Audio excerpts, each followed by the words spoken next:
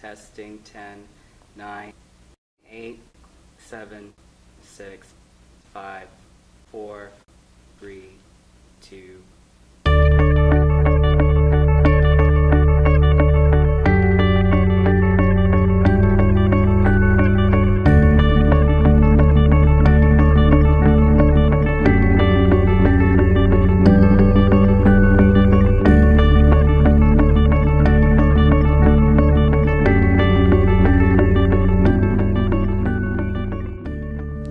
Hi, I'm Kristian Salinas. I am from Alvin, Texas, and I am the board president and artistic director of QFest, the Houston GLBTQ International Film Festival.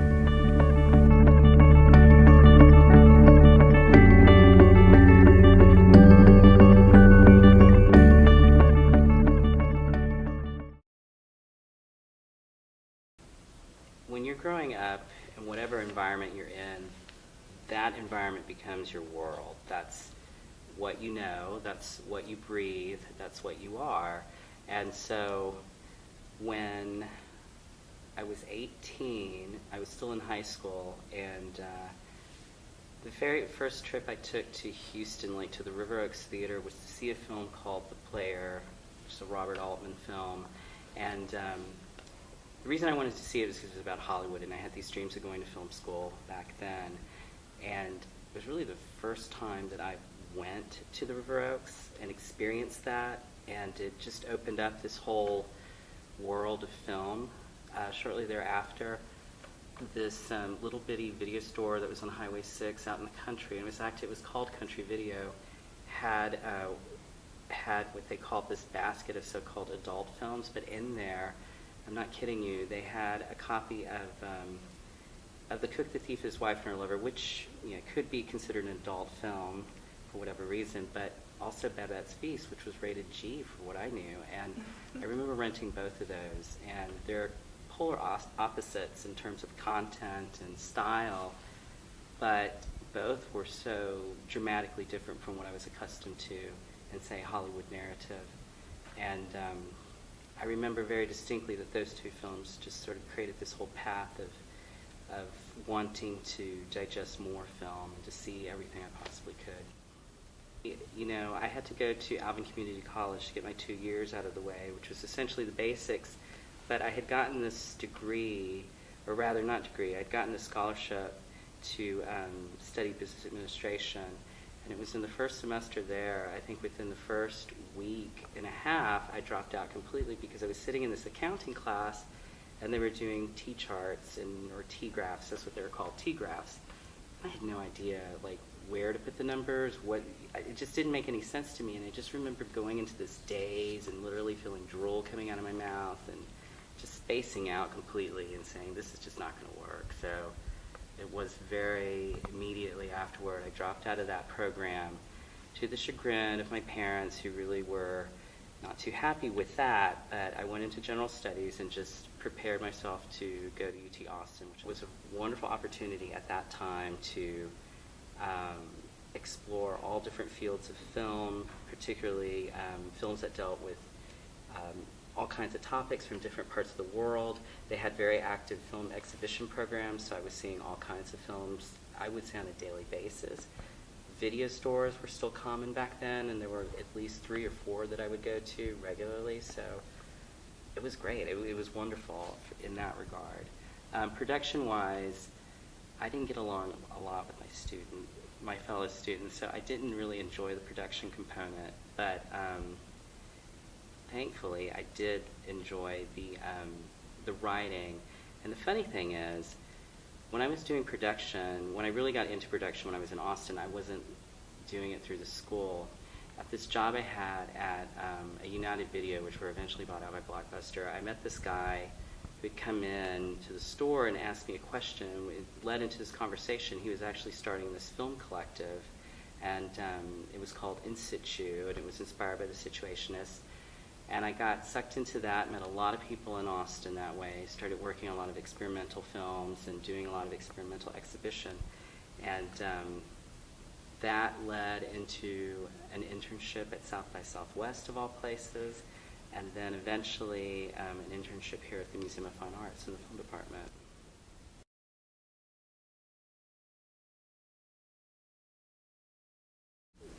thing that, I wouldn't say I hate it, but the thing that's very challenging about working with a young festival is that you don't have the cachet of established festivals, which makes programming a challenge. But the flip side of that is that your programming, you're forced by necessity to make your programming inspired. You have to be very creative in what you do with your limited resources. The primary motivation for changing the name was to give the festival, in some ways, a broader appeal. We had worked for years with many arts organizations around the city, most of whom are not gay, but may do occasional gay programming. But that being said, the fact that we were involved with these organizations allowed us to attract audiences outside the typical GLBT community. And changing the name, I felt, took away, the geographic limitations of calling it the Houston Gay and Lesbian Film Festival, because when you do that, it always has to be in Houston. And calling it gay and lesbian feels very restrictive, because then it can only be gay and lesbian. And there are certain expectations that fall in line with labeling yourself certain things. So QFest still referred to queer, but at that time queer was being redefined in a new way that I felt was allowing, or that would allow the festival to host programming that was not part and parcel of a number of other gay and lesbian film festivals across the country.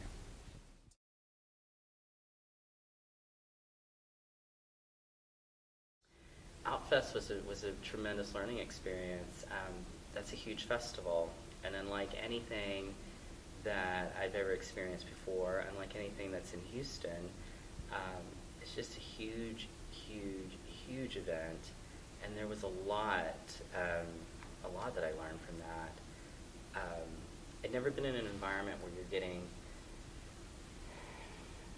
I mean, it seems so strange now to say there were 1,000 submissions, but there were 1,000 submissions in all categories, and to be in an environment where you have that many tapes, and this was still before DVD took off. Like, you get a few DVDs, but everything was on cassette, so you're getting 1,000 cassettes, and they're all in these those plastic boxes you get from the post office to carry mail in, which they don't even have anymore. But we used to carry all that stuff, all those cassettes, and just nuts. And then, having a screening committee that was responsible for taking 40 to 50 tapes at a time, and they had to watch these things in 2 weeks and write coverage, and then here's some more. And you have to develop the memory to recall instantly what you had seen. I mean, it just really requires it really requires a love of cinema, because you have to remember I can't remember the title, but it has this scene, this scene, this scene. Yes, that's this one. Great, that's what we want to show. Or I need to get the contact information for that director. So it's very fast-paced, it's intense. So yes, I did sort of go back to something that I had done before, but not really, because it was blown up 100 times from anything that I had ever done here in Houston.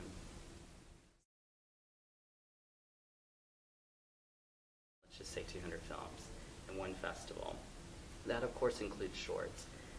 So 250 films are shown there, and believe it or not, there's still things I wish I could have shown, and for whatever reason, and the reasons are varied, they couldn't be shown there. But I believed in the film enough to remember it, to then bring it to Houston if there was an opportunity. And there were a few cases like that where, and that was one of the nice things about working on both of them, is that I felt like I could correct an error that was made at one or the other, where I'm bringing this film.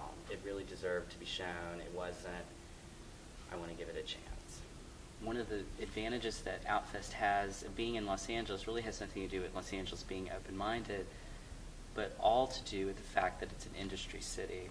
So they have the support of all the studios and a number of Hollywood executives who give them lots of money and lots of support. And Outfest has been very wise in how they use that to create an event that is really designed, and admirably so, to promote and support filmmakers who are just getting started. So a number of filmmakers who were just starting when I began working at Outfest are now producing or working on high-profile projects, and a lot of that is because of the support that Outfest has given them. Will QFest, for that matter, ever be something like Outfest? You know, I've learned never to say never, but I think that it's a twofold. First, will QFest ever have the scale of Outfest? Nothing's impossible, but I think a lot has to happen for that to take place. Will QFest be able to launch the careers in the same way, launch film careers in the same way that Outfest has? Well, it depends on whether or not, you know, Houston and QFest can tap into industry support at that level. Sponsorship. The last couple of years that we've rebooted the festival, we haven't really relied on sponsorship. We rely mostly on grants and revenue that we make on the event. But sponsorship is not something that we've actually pursued, and I think it's given us the freedom to program the way that we do program. Outfest San Francisco and, well, I should say Los Angeles, San Francisco, New York, and Chicago to some extent don't have the limitations imposed on them by sponsors because the cities are a certain way. There's an open-mindedness to it and an acceptance to the programming. Like, it's fine if they show that, no one's going to mind. When we start getting into Texas, as you said, Texas has certain limitations. Sponsors become more concerned about certain content, and we've had this happen in the past where a sponsor was not happy about a certain film being shown because of the perception of an audience or just people who aren't going to the festival but may see the name associated with it and see this film is being shown that they feel is too controversial. And we've had requests that were denied by the festival to remove programs. And it didn't result in a sponsor leaving, but I can tell you for a fact that that's not something that Los Angeles has put up with recently. It's something I would never do again.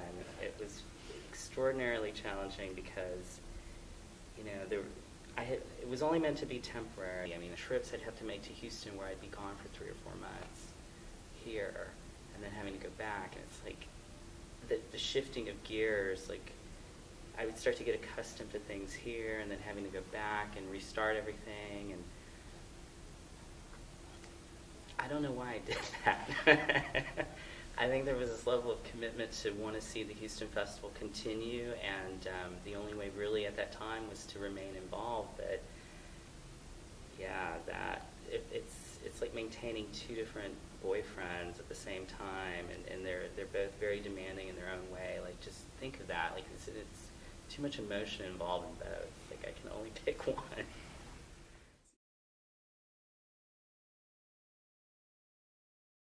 My favorite film, I have 5 favorite films and then a 6th, but it's like if I was trapped on a desert island scenario.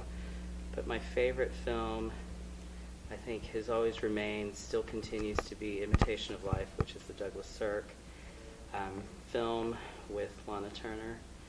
I think it's a film that speaks to so many different people on so many different levels. Repeated viewings, you always take away something new. It works beautifully as a social statement and as film art. It is perhaps one of the most perfect films I can think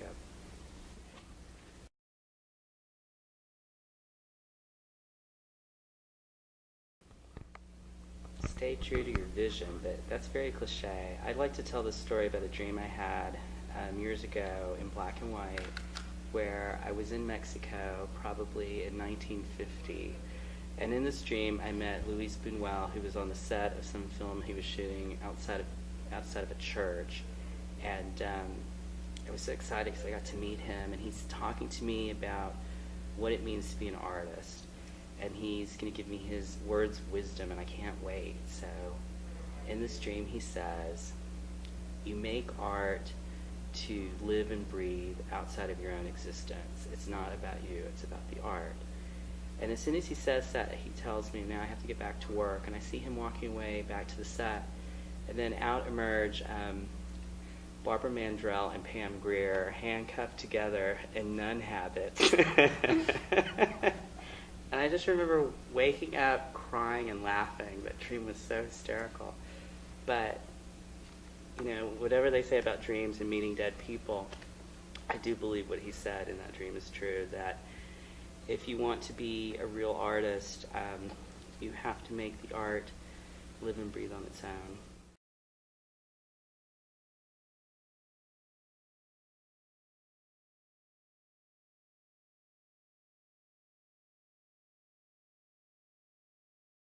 Okay, so we're out of questions except for the last two.